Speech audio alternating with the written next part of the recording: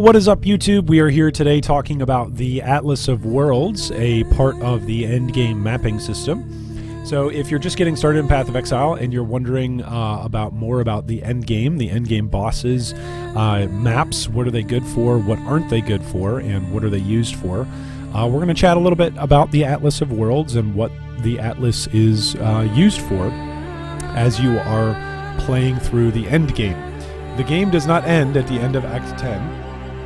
Really, for a lot of players, the game just begins.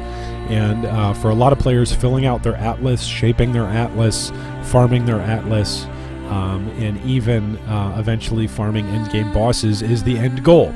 So if you're one of those players, if that's something that you'd like to do, maybe you've never done that before, or you're just now getting into Path of Exile for the first time, here's your chance at looking at the Atlas of Worlds. So, the Atlas of Worlds is Path of Exile's endgame map system. The Atlas is a series of linked maps that players can progress through after completing a quest for Zana, the Master Cartographer. We're going to go take a look at what the Atlas is all about, but this is a wonderful, beautiful picture of a nearly completed Atlas. Here in the middle of an Atlas, which the hot game to access or the hot key to access your Atlas in game is G, which if you're pre-Act 10, if you've never done a map before, it's going to look empty.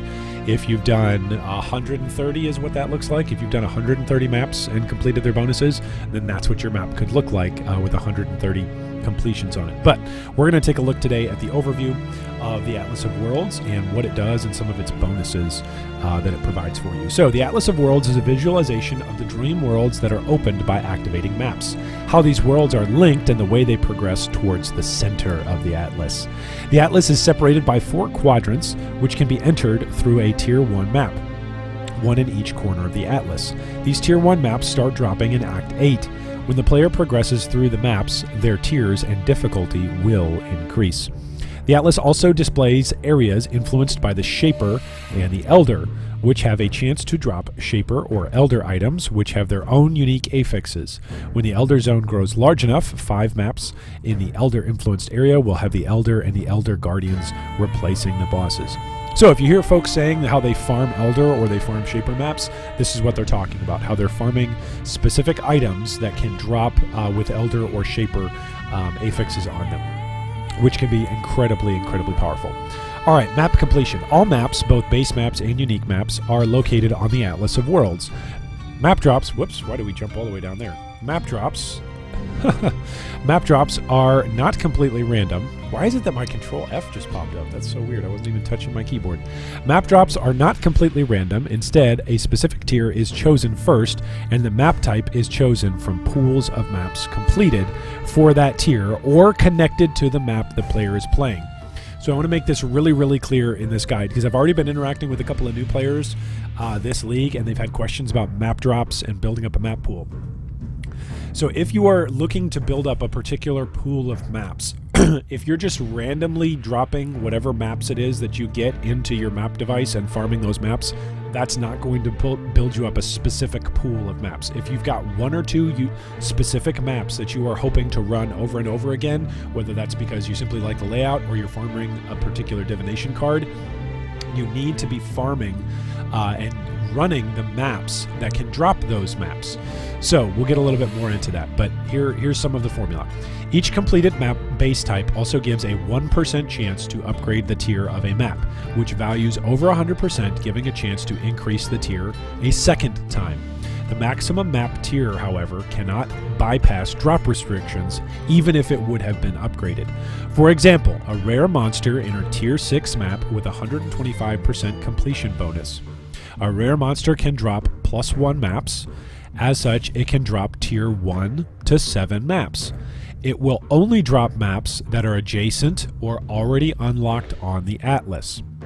A Tier 5 drop would be upgraded to a Tier 6 with a 25% chance to be upgraded to a Tier 7. You see that? That 25% chance is because that left over for that second level. A Tier 6 drop would be upgraded to a Tier 7, but cannot be upgraded any further. See, it only can go up +1 tier to the tier that you're in. A Tier 7 is already the highest possible drop and cannot be upgraded any further. These 2 maps, these 2 unique maps, Untainted Paradise and Beachhead, don't count towards Atlas completion. They're not technically on the map or on the Atlas, so don't worry about them for right now. All right, influenced areas, talking about the Shaper and the Elder. Initially, Shaper-influenced maps will appear on the atlas, marked with a cosmic background surrounding the map. Shaper-influenced areas can contain additional enemies, or the boss becomes enhanced by the Shaper, making them more difficult. These areas have a chance to drop a rare Shaper item, which can contain modifiers not found in regular crafted items. Once a Shaper-influenced map is cleared, it will disappear.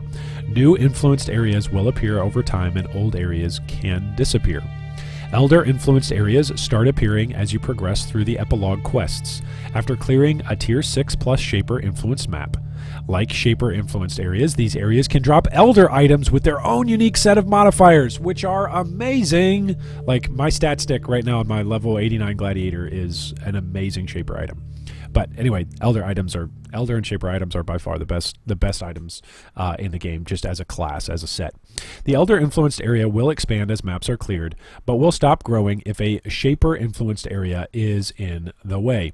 Clearing the Shaper influenced area that's blocking the way will allow the Elder influenced area to continually grow. Unlike Shaper-influenced areas, Elder-influenced areas must be connected together. Clearing an Elder-influenced area that severs a connection between parts will cause you to lose influence in multiple disconnected areas. So here's an image of what an Atlas of Worlds looks like. And this has got both Shaper influence on it. Those are the grayed out areas that are individual spots. They're almost black in their background. The grayed out area that's got kind of like the amoeba-like fuzzy border, that is the Elder, and the Elder spreading his influence. Generally speaking, the Shaper tries to block a pass that the Elder can go to, and Elder eventually, as you take out the Shaper, will spread through those areas. Whereas if, like we just said, if you take out a map that's influenced by the Elder will retract, and the Shaper, if it's an area where he can take, will try to take it over. When the area of influence grows large enough, which is around 15 maps above, 5 random maps in the area will have the Elder or an Elder Guardian replace the map boss. You must defeat all 4 Elder Guardians before you can fight the Elder. These areas will not change until the corresponding map is cleared. After clearing 20 maps, while the Elder is residing in the Atlas, there is a chance for the Elder and his Guardians to leave the map they are influencing. This was done to prevent Elder rings. If you've seen any videos or heard any videos or heard or read anything on Reddit or on the forums about creating your own Elder ring, that meta, at least for the moment, is now dead. You can't do it. There used to be a strategy where you would basically create a perfect loop of Elder maps that were all touching one another by at least one connection, and so it could not split once the Guardians had shown up, and it was a great way to just continually run the same set of maps and always be getting Elder drops. But GGG went in and changed that because they just felt like it wasn't really rewarding players for playing the rest of the Atlas. It was really penalizing players if they were playing the rest of the Atlas or doing anything other than running Elder ranks. So Elder influence areas can only have 30 maps on the Atlas at most. Elder influence areas can also contain a memory fragment, which can be traded into Zana for a Shaper's Orb. Memory fragments 1 to 10 can be found in tiers 6 to 15 Elder influenced maps, and memory fragments 11 through 15 can be obtained by defeating an Elder Guardian or the Elder in a red tier map. Ooh. So ultimately, if you want to progress to the ultimate endgame bosses in this game, you'll need to take out several other build-up endgame bosses in order to do so. All right, there's 4 forms of currency that uniquely affect maps. So Shaper Orbs are awarded for completing an Elder influence map that contains a memory fragment. They can be used to upgrade a map into a shaped map, a drop which are 5 tiers higher than their regular counterpart. So if you have a shaped graveyard or dungeon or beach, that's typically a tier 1. And you shape it, it goes up by 5 tiers, so it then jumps up to a tier 6. All right, Cartographer's Sextants allow applying a special modifier to map, which applies its stats in a radius to other nearby maps. These stats can be stacked, but a mod is used up after 3 uses.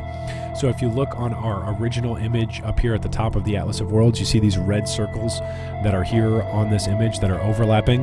Those are sextants that are being used, and they provide basically additional map mods to maps that are within inside those circles. So you can see which map they were rolled on, but then they also affect all other maps that they're touching with inside those circles. They've also recently changed the way how that works because people were, again, abusing sextants, where you were basically being penalized if you weren't using enough sextants.